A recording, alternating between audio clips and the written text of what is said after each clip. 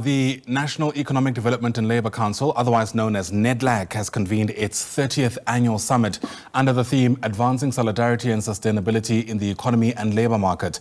The gathering is taking place in Sandton. Deputy President Paul Mashatile is set to deliver the keynote address.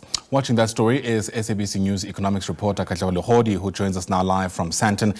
And Katlego, as I mentioned a short while ago, this gathering is taking place against the backdrop of serious economy-related issues, including staggering unemployment, faltering growth, and of course, deepening poverty and inequality. A very good morning to you, Ayanda, and to our viewers at home. You're right. I mean, this coming through at a time when South Africa is really facing a lot of unprecedented challenges.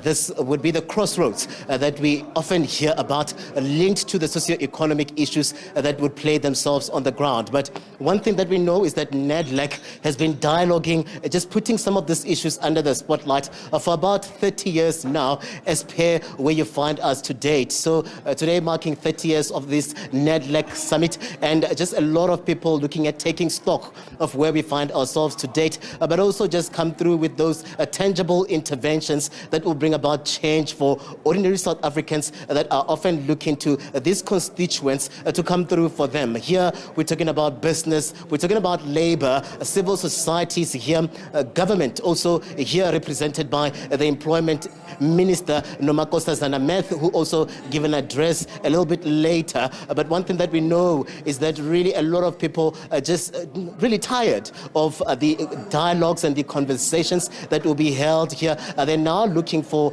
somewhat of a move here in implementing some of these issues that have been affecting constituents. The workers are here as well, and I have Cosatu with us this morning. Matthew Parks is joining us to really take stock of where we find ourselves. The challenges are stuck, and a lot of people are looking towards some of these conversations, some of these gatherings to come through for them. And I'll say this would be a dialogue on top of a dialogue, because Nedlac, you guys have been dialoguing for quite some time now. 30 years later, we still find ourselves really some of these challenges being entrenched. Maybe give us a sense of, Matthew, where we find ourselves today and how we see this particular engagement today moving us forward in resolving some of these issues. Welcome.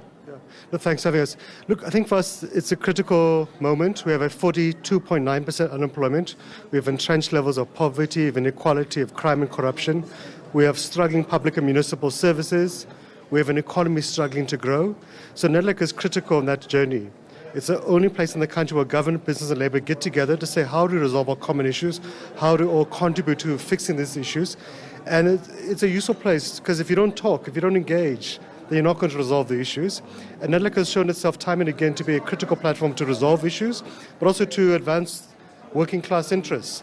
Our progressive labor laws that protect millions of workers today, from maternity leave to unemployment benefits, were achieved through Nedlac.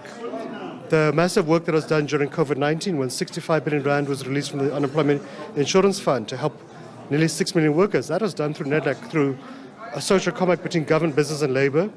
The two-part pension reforms we achieved last year, which was initiated by Cosatu, which has put more than 56 billion rand into the pockets of 3.5 million workers.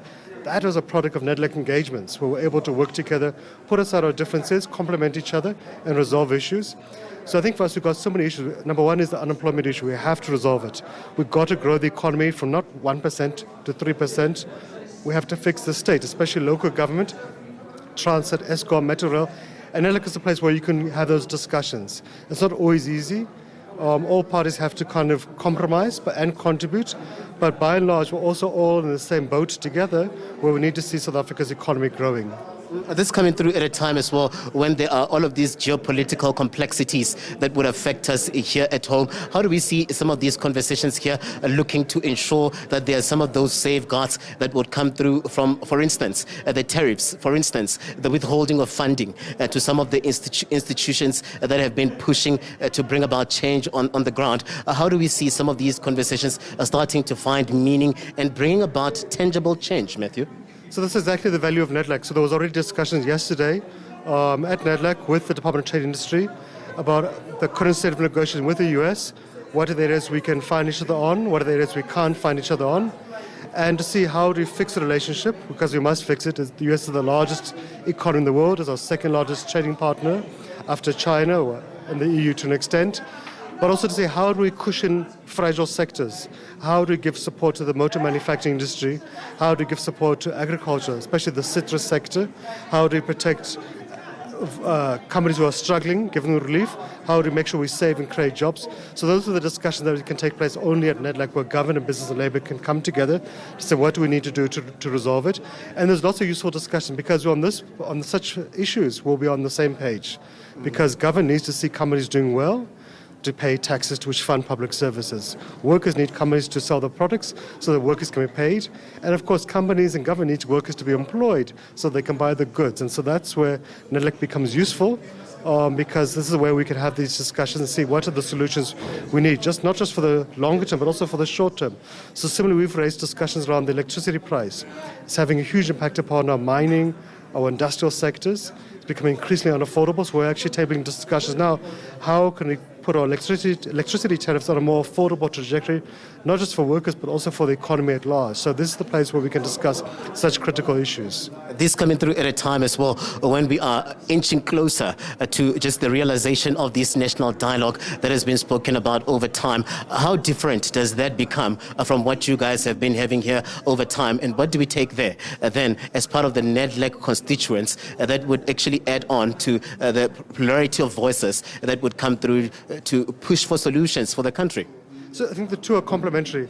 Nedlac will focus more on fixing the economy, fixing the state, creating jobs and so forth.